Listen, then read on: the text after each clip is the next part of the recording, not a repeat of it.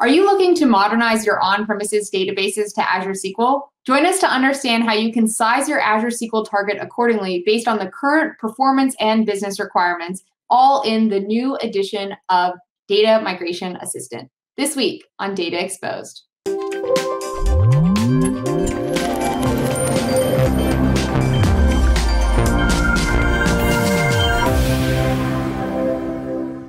Hi, I'm Anna Hoffman, and welcome to this episode of Data Exposed. Today, we're going to be talking about the latest additions to the Data Migration Assistant, and I brought on three really awesome speakers to help us work through this. So today, we have joined with us Alexandra from the Azure SQL Program Management team, Raymond from the Software Engineering team, and Wenjing from the Data Scientist team. So we have a great spread of folks, and we're going to be talking about DMA, and we have some demos and some other exciting news. So to get right into it, I thought I'd kick off by asking you, Alexandra, what is DMA? DMA is our on-premises tool to assess SQL Server and determine the correct compatibility in Azure. It is able to identify migration blockers, partially supported features, and of course, unsupported features. On top of that, the latest release of DMA has the ability to assess your on-prem platform and determine the right target in terms of performance in Azure. And that's something that we wrap under SKU recommendation. Awesome. So I think that's kind of a great lead in to ask, what is a SKU and what is a SKU recommendation and why is that important? Well, definitely. So lots of our customers have on-premises workloads, and each and every workload has a different characteristic. Some are very memory consuming, others rely heavily on CPU or are sensitive to latency. So in order for us to find the right size, platform, compute, and of course storage part in Azure, we would be able to assess your on-prem environment and find the right tier for you.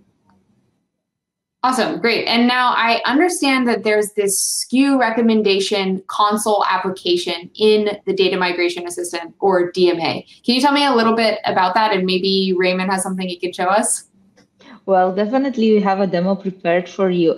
So we improved a lot the SKU recommendation experience. Before, it was not very clear in terms of the algorithms behind the scenes or the reason behind the choice. And that's very important. When we are looking at a specific tier or we are recommending a storage size or a memory size, we need to be able to justify that SKU. So in order to do this, we've rebuilt the algorithms to take into consideration and include the justification in the recommendation. And that's really important for the customers. And more than that, the latest release of DMA, which is 5.5, comes with an elastic approach. So if you are looking for the right target or the right SKU, the right size actually for your SKU, but would also want to be cost effective, we have a magic switch that's gonna give you an elastic approach, which is a trade-off or a right balance between your performance KPIs and the cost that you're going to pay for that. But I'm gonna hand it over to Raymond and actually show you the tool in action. Cool, thanks Alexandra. Thank you for introducing DMA. So I'll just be doing a quick demo on how to use the tool and how the tool works. So the first thing we'll do is we'll download and install the Microsoft Data Migration Assistant. Once that's done, you can open a command prompt and navigate to this directory here. And so as mentioned previously, our tool is a console application. So this is the name of it. And what's cool is that you can provide the input to this tool either through command line arguments or by having them ready ahead of time in a configuration file. And that's what we're going to be doing today. So I already have some of the details ready in a configuration file, so I will pass that in. And so the first step of collecting data with DMA is exactly that. We need to collect data on the on-premise SQL Server instance in order to be able to compute SKU recommendations. So by collecting data, what we mean is we can collect performance data as well as static configuration data. And when we compute the SKU recommendation, what the tool will do is look at all the collected data over the entire period, aggregate it, and then choose a SKU that fits best for you. So let's start the data collection process. And what's cool is you can provide the connection details either as a connection string, or if you don't want to do that, we have a UI that you can pass in your credentials. So let's enter our server name. You can use either Windows authentication or SQL Server authentication. So that's what we'll do.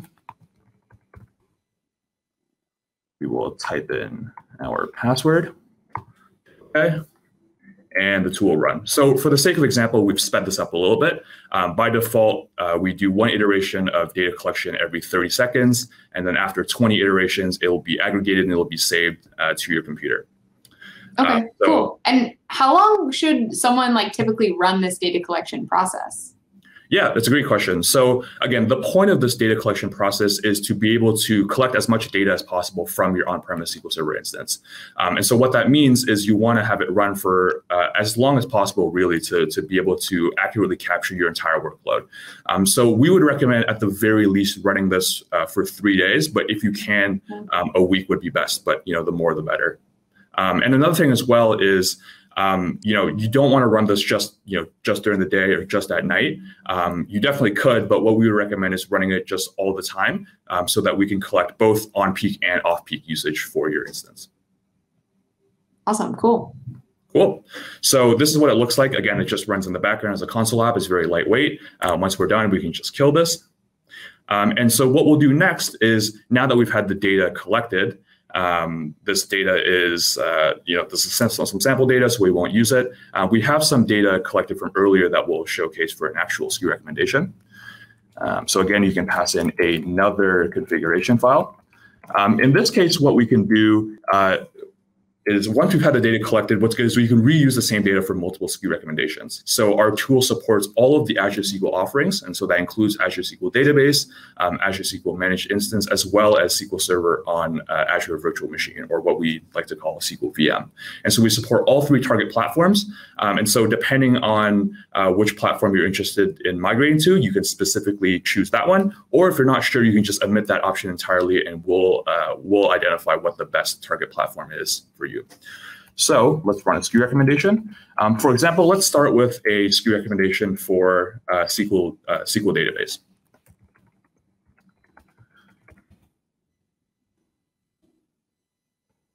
We'll pass in our file. And so this is going to aggregate our data, as well as also go through all of the offerings that Azure offers and pick which one is best. So we have our output here. And so you can scroll through it, or what's really convenient is we actually have this as a HTML report. So I can double click on this. And you'll see here that we can collect, we can see SKU recommendations for each instance. So we can actually run SKU recommendation for multiple instances at a time. Just for the sake of simplicity, we only did one. But we'll expand our recommendations and we'll see what we have here. So we have 10 different databases in our sample instance. And you'll see for each database, we identify what the best platform and service tier is. So you'll see in this case, we have some SQL database general purpose. Some databases are a little bit more intensive, so we'll recommend business critical. And so for each of these recommendations, we'll recommend what the best compute sizing is, as well as storage sizing. So we use the vCore-based purchasing model. So you'll see in this case, some SKUs we'll recommend only 2 cores. But for some of the bigger databases like this one here, we'll go ahead and we'll recommend 6 cores. And if you want to see why we recommend this particular SKU, which is the sort of the main purpose of us redesigning this tool, you can click here on the justifications, and you can see a short description of why we recommend this particular SKU. So for example, again, for some of the more intensive databases like AdventureWorks 9, we'll recommend a higher vCore count and obviously more storage to go alongside that as well. So this is for a SQL database. However, as you can see here, there are some databases that can't be migrated to SQL database for a number of reasons. Maybe they're not compatible, or maybe they're too big. So another option here is we also, as I mentioned, support SQL Managed Instance. And so let's try that instead. We'll do another recommendation, but for SQL MI instead. Cool, and we have another recommendation. And I'll actually show you what I did here. So for this sample, this is what the configuration file looks like. You can specify a scaling factor. And so what this means is, for example, when you collected your data, if it wasn't, a really heavy workload, but you anticipate in the future that you might want to size up a little bit, you can actually pass in a custom scaling factor. So for example, we can say 150% to scale up, or we can leave that 95 to scale down. Also, another thing you can do is you can actually pass in a list of databases that you want to include or exclude. So when customers are on their migration journey, migrating to Azure, a lot of customers also take the time to, for example, separate their instance into several instances, or maybe some databases they're not quite ready to migrate yet. So what's cool is we can just exclude or include just certain databases to kind of simulate that scenario. So now that we've run the recommendation, let's go ahead and refresh our report. And we'll see now we have a recommendation for the entire instance. So we have SQL Managed Instance General Purpose, a 32 vCore size for the entire instance with about 5 terabytes of storage. And the last option that we'll cover real quick is SQL Server on Azure VM or SQL VM. So this is for more of a traditional lift and shift type of migration. So that's a term we like to use where customers essentially just mirror their entire on-premise environment on Azure. And so let's run a quick recommendation there as well. And what's cool with the SQL VM recommendation is, again, our infrastructure as a service offering allows customers to really go in and fine tune exactly what compute SKUs they want to use, what storage SKUs they want to use. And what we'll do is we'll recommend obviously something that's compatible, something that meets the customer's requirements, but also something that conforms to Microsoft's best practices. So we'll see here. For this instance, we are recommending this 32-core E-family SKU, as well as a bunch of managed disks as well for data, log, and our tempdb. So this, the way that we do this is, we really want to choose something that there's no sacrifice in performance, but obviously at the same time we want to be cost effective for the customer as well. So we'll pick something that meets the customer's needs, but is also the most cost effective. Awesome, cool. This has been really useful, and I think it's been interesting to kind of see how it seems like you're probably taking in things like CPU, memory, maybe even some I/O activity to kind of come up with these recommendations. Is that how that works? Yeah, exactly. So as part of the data collection process, we collect quite a lot of data from SQL Server's system views. So actually what we'll do here is we'll pass it over to Wenjing. She'll briefly describe what type of data, as well as how exactly the inner workings of the models might work. Awesome. Yeah. Thanks. So as Raymond has already said, that we collect the metadata and the performance data from our instances system we use, which contains, for example, information like CPU utilization, memory utilization, storage, as well as the I/O activity. So when you calculate a SKU recommendation, we look at all of our Azure SQL SKUs that would satisfy all of your needs, and we return our most cost-effective option. We consider factors also like disk IOPS, I/O latency, and I/O throughput, which contributes significantly to the performance of your SQL instances. So basically this is how describes how it works. Awesome, cool. Thanks, Wenjing. Now, what if a customer is trying to, figure out how do I make these compromises between cost and performance? Yeah, so we definitely understand customers sometimes looking for a trade-off on prices and the performances, and also they could exhibit different levels of willingness to negotiate on the provisioned resources. So we under this consideration, we have elastic strategy, which provides such functionality that automatically derives the negotiable usage for the customer. So I think Raymond is going to show the demo that we could actually enable the elastic strategy recommendation for the customer. Cool. Yep. So as Wenjing mentioned, we have a elastic strategy toggle that you can flip on and off.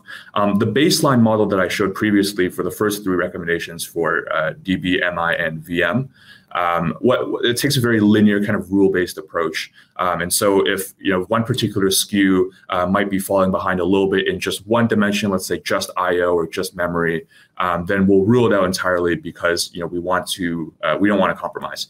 However, with the elastic strategy for customers that maybe don't want to have 100% the highest end SKU, we can recommend something that might be a little bit more cost effective, or might perform a little bit better, but might not cost a whole lot more. So let's run another one of those recommendations. So in this case, we have a separate, yet another config file. In this case, I have specified the elastic strategy.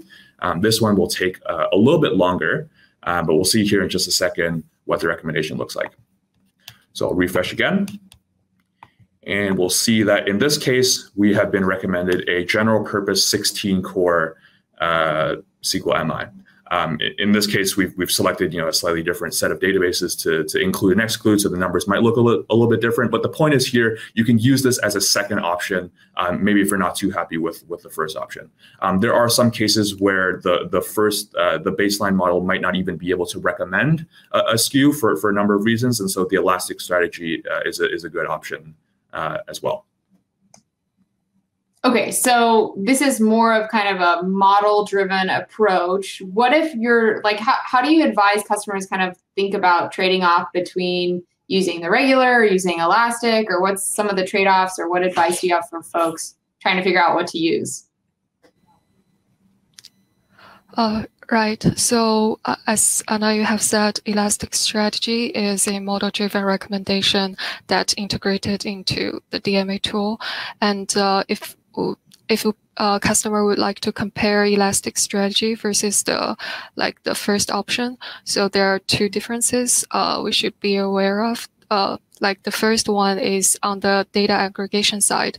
So for the first option, we did a extreme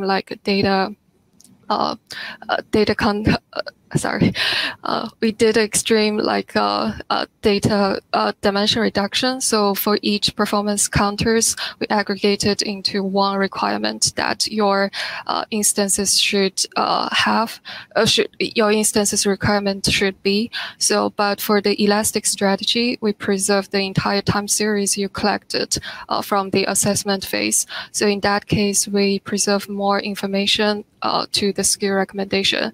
So that's why we actually call it elastic, because it makes the SKU recommendation more flexible by accounting for the full distribution of each performance dimension. And the second is we also conduct the customer profiling in elastic strategy. So it automatically derives the user preferences in terms of the price performance trade-off by leveraging the existing Azure customer who already migrated. So I think if customer would like to see such a trade-off, or even would like to see what other customer already on Azure has been performing, this would be something they would like to try. Got it. So so the elastic strategy is going to take in more data, and it's also going to compare to existing customers, how they've profiled and how they've done their data. So how does a customer, choose to use that elastic strategy over the baseline and vice versa? Yeah, so I think elastic strategy, together with our first option, they also provides a ranking of all the relevant on-cloud SKUs that a customer could migrate their on-cloud workloads towards. So we also have, I think we also have the elastic strategy also has customer profiler, which leverage the internal knowledge of existing Azure customer behavior. So if you would like to negotiate on some of the usage, then elastic strategy would be the choice that you would like to try. And however, if you want to find the on-cloud instances that could satisfy all your usage without any sacrifices, then the first option would like to be the optimal one. But for all the sense, you could try both options. So. Okay, thanks, Wenjing. And yeah, that's kind of what I'm thinking now too. Maybe the recommendation is to try both and then kind of see where you're willing to give on performance or price, or kind of finding that happy medium that's right for you. So thanks so much to all of you. This has been really useful. I've learned a lot. I've also learned a lot more about how flexible this new offering that y'all have been working on has been. So I think the latest version of DMA is, Alexandra, is at 5.5? Yes, that's right. It's a 5.5. So go check it out, go download it, check it out, play with this stuff, and let us know what you think. But, you know, once you've kind of assessed your estate or assessed some of your databases and instances, and you figure out where you want to move to, how can you actually migrate? Yeah, that's a great question. So the data migration assistant itself can actually perform a few different types of migrations, but Microsoft has a wide variety of tools and services to walk customers through the migration journey from start to finish. So of course, DMA is one of those tools. We also have the Azure Data Migration Service, which is a fully managed service that can perform migrations to many different target types. And we also have Azure Migrate, that can allow you to perform these migrations at scale. So you have plenty of different options. And actually, so we've only showed off SKU recommendation in DMA today, but keep an eye out for this exact functionality in those other services in the future as well. Oh, cool. That's exciting. I like that sneak peek into the future, Raymond. And it's always nice to know that, like, we invest in one tool and then we, you know, selectively choose what should be kind of replicated to our other tools. So it's cool that there are at least plans to bring this functionality to our other tools. Folks, thanks so much for joining me today. This was a really exciting episode. I learned a lot. I loved how we got to dive into, like, actually how these models or recommendations are being created and determined, and how you can create them yourself at scale, it seems like. So for our viewers, if you like this episode, give it a like, go download the latest version of DMA. We'll put a link to it in the description. Leave us a comment and let us know what you think, and we hope to see you next time on Data Exposed.